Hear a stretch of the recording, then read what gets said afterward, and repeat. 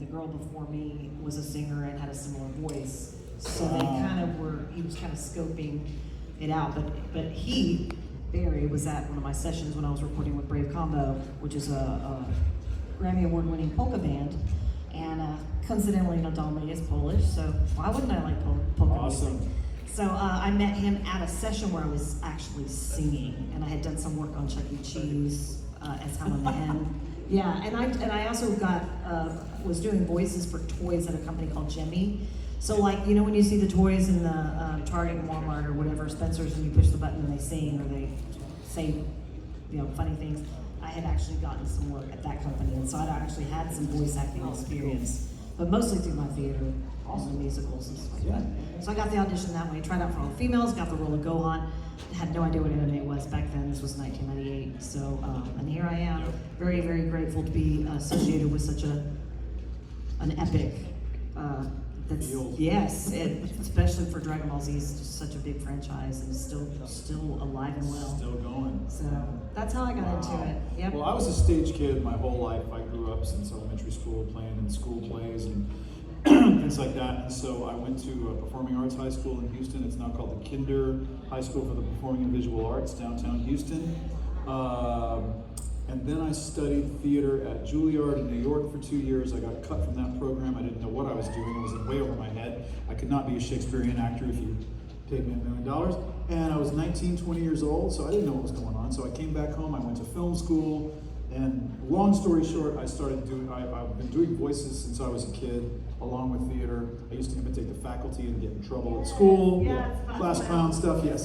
Same thing. Yeah, we're all like that. Everybody's like that. Did you mimic too? Oh yeah, I've been a mimic and just mimic for fun. Yeah. So, you know, people would tell me, hey, there's money out there. You could go be a voice actor. You could do. I'm like, yeah, okay, whatever. It's true. So I started doing commercials, and then ADV Films, which is now Sentai. In the late 90s, they were lucky if they were doing, I don't know, 2 titles a month or something like that.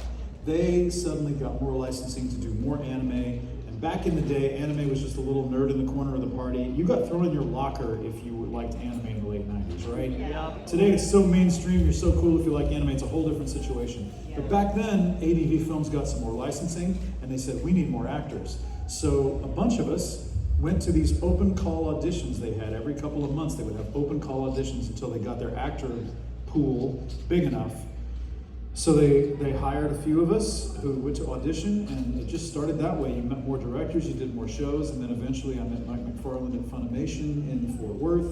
I sent him a demo reel of my stuff because I'm a video editor. I put together a stupid little demo reel and sent it to him. He said, do you want to be in these shows? I'm like, great. I started driving up to Fort Worth and back to do Funimation. We did One Piece and Basilisk and Trinity Blood and Desert Punk and all these really cool shows, and eventually My Hero Academia, and so it just went from there. That's how we all started. Everybody asks at panels, not only how do we become voice actors, but how do I become a voice actor? Like, who are some, like, raise your hand if you like to become a voice actor, or if you're interested in doing voice acting. Raise your hand if you're like an artist or cosplayer, or a lot of people out there.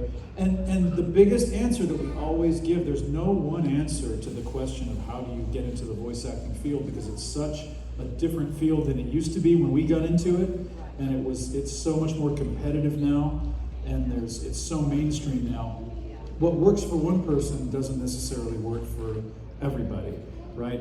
Some directors go see plays and they see actors and they hear their voice and they go, wow, I want to audition that person. They sound like they've got a really good range and good dramatic, abilities and improv skills. I want to use them in the studio. So they'll ask them at intermission or after the show, do you want to come audition? Other people send in demo reels. Other people just know people. It's such a different, you know what I'm talking about? Yeah, sometimes it never gets listened to. It just really sometimes it just people are just too busy and they just. There's too much red tape. I know some of the agents are so full now that their rosters are full, and even if you're seasoned, it can still be extremely difficult to get into or get back into. But the biggest advice any voice actor I think will give anyone is it's about acting. It's not about your voice.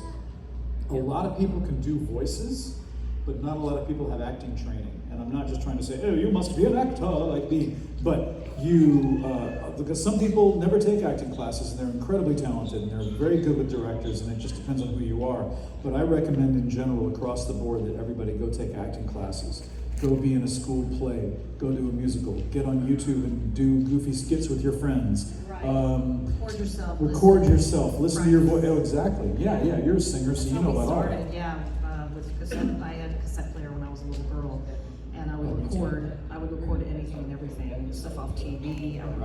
I'd write songs on the piano, and sing and play music and make recordings, and that's kind of what we didn't have the internet. We didn't have cell phones or anything. We were much more limited, but that's how I actually started.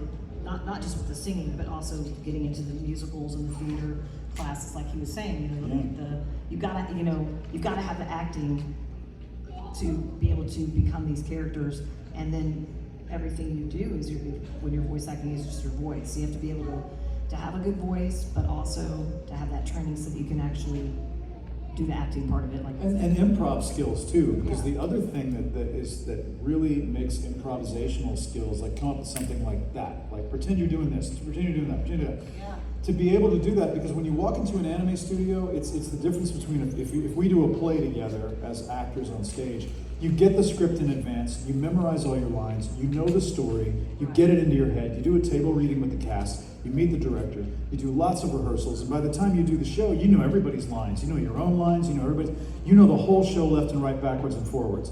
Here's what happens when you do an anime job most of the time. Hey John, come down to the studio and do this anime next week. It's called Demon Sword, whatever, when I was a kid. Farming skills. Demon Sword when I was a kid, farming. So, when I was a child farmer.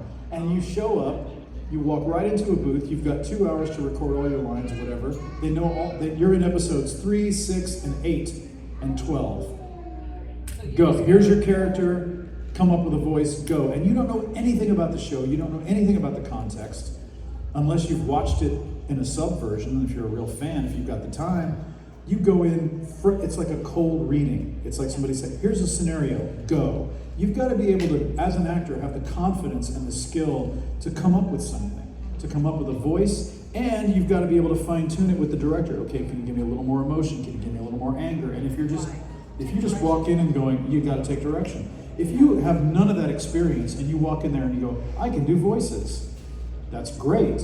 But you might go, but I don't know how to work with the director. I don't know how, you know what I'm talking about? Yeah, there's skills involved. There are definitely some theater skills involved. Like, kind of like etiquette, but it's like definitely being a good listener and really being able to focus, because I know I'm kind of all over the place, and so I had to really train myself to be more self-disciplined about being focused in on what you're doing and listening to the director, and a lot of times after I did it for a while, I kind of knew when we would run it, I would see it and do it at the same time. We wouldn't have any, pre-roll. Now they do it differently, but if you get it, you get it. So why see it first? It's basically about being efficient. And I'm a video editor too, so it helped me as a video editor to see things and learn timing of rolling things back and knowing when to, because you've got to match the lip flaps and read the English, and you're not working with another actor. So it's a very odd way to work. It really is. It's a very strange way to work. Yeah, whereas in a lot of animation cartoons made here in the United States, a lot of times you deliver the lines and then they animate around what you've recorded, which I think it'd be a lot easier. That'd be fun. Because then you could have your own timing and just basically follow direction. But with anime, it's already been done in Japan. They're the kings of this stuff. Did anybody let's just watch Speed Racer? Yeah. Okay, so Speed Racer is like this really old school anime, but if you notice, if you watch those episodes, I think they didn't mess with the script a lot, right? When you walk into a studio, you've got to match the lips no matter what they're doing and no matter how many words you've got to say. So some of them are reactions. Some of those reactions are more fighting exertions, like landing, taking off to fly. Or if you watch some of Speed Racer, it's like they fit so many words into so few flaps. Right. Speed, I tap the belly car, mind your hands, you're right to drive the race, and that's flammable. It's just boom, really quick. And so that's got to do with translation, and sometimes when you work with a director, they will give you fewer words so that you can fit something more into the emotion. But sometimes you don't have that luxury. So you're going off of something already animated, you've got to make it work, and you've got to give the emotion. And sometimes you don't know what you're talking about. I'll be honest with you. I could go back in time and look at a lot of anime that I've done and go, I can't remember doing that. Because you do it once, then you leave. You don't watch it 18 times. You do it and you're gone. Yeah. So And you might not even see you might not see the result. until 15, Yeah. 20 It's a years very later. You might see a strange way clip to of work. something. But I know that what helped me is having the memorization skills for being a singer and remembering lyrics. And when I was in school, I would, in church, I'd learn Bible verses and stuff. And so for me, it became easier to memorize on the spot, which that way I could really focus on watching the screen, matching the flaps, and get into the character as far as the acting goes. So I would try to memorize my lines on the spot, so I wasn't literally like looking at a script, so I could watch it at the same time. It's a long piece of dialogue that's almost impossible. And here's another myth that people come up to me and say, hey, what's it like working with so-and-so? What's it like working with these other actors? We don't meet the other actors. There's this myth that, if you do anime, and then we're all buddies. You all hang out after school and you go to a tree house and you got a little secret handshake and knock on the door and we all party together. No, we don't.